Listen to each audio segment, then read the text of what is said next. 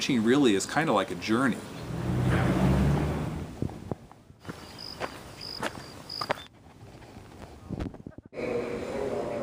You have to help people figure out where they are, where they want to go, and then how are they going to navigate and move forward. And sometimes that means overcoming obstacles. In all cases, it means generating multiple options of how they can move forward. And people come to much better decisions and move forward with a greater effectiveness if they have the discipline of somebody coming alongside, not to tell them what to do, but to try and help them sort it out for themselves. And then once they have figured out how to chart their own course, it's owned by them, and it's much more likely to be carried out if the people themselves thought of it and processed through to that conclusion. People really don't like being told what to do. I think they really want to have that inner sense of, I did it myself. Even little children, it's embedded into humans, I think.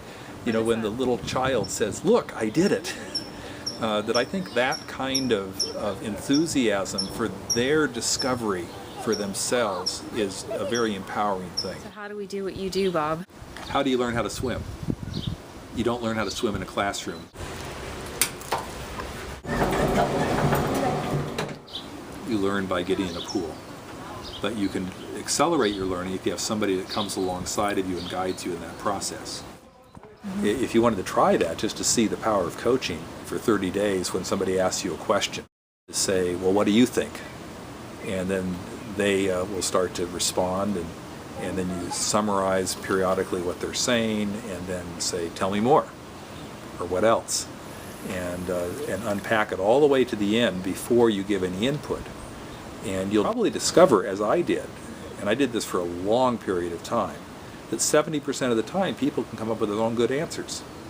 So that's one thing, is just start learning to listen first before you know, I like to say catch before you pitch.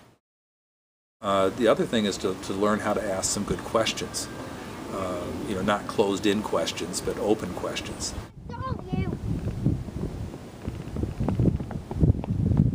Where is it? Oh, there!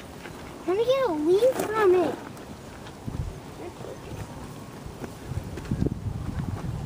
Yeah, you're back on the main. Ow. Coaching in its purest form is listening to a person, drawing them out, helping them to explore their options and to figure out different possibilities, and then choosing a course that fits their situation and who they are.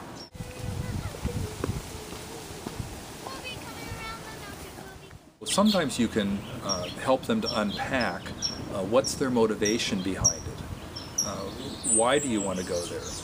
What's the payoff if you get there? What risks are you taking? So, you know, sometimes I not only ask, what do you want to achieve, but I also ask, what do you want to preserve? And what do you want to avoid? Oh, yeah. Got it. I'm in charge. And the really vision-oriented people really get off on the achieve part. And they sometimes will think through the preserve of trying to maintain the good things they want to keep. But they very rarely think through the negative consequences of plowing ahead and what they might lose inadvertently. And so therefore trying to help people get a more comprehensive look at that is a good thing. You want to get up there? Yeah. When I'm not sure they've thought it through really clearly, I ask them what principles undergird this process that you want to engage. You know, what, as you live this out, what do you want to make sure is true to who you are? As my father said, success in life is to find out what God wants you to do and do it.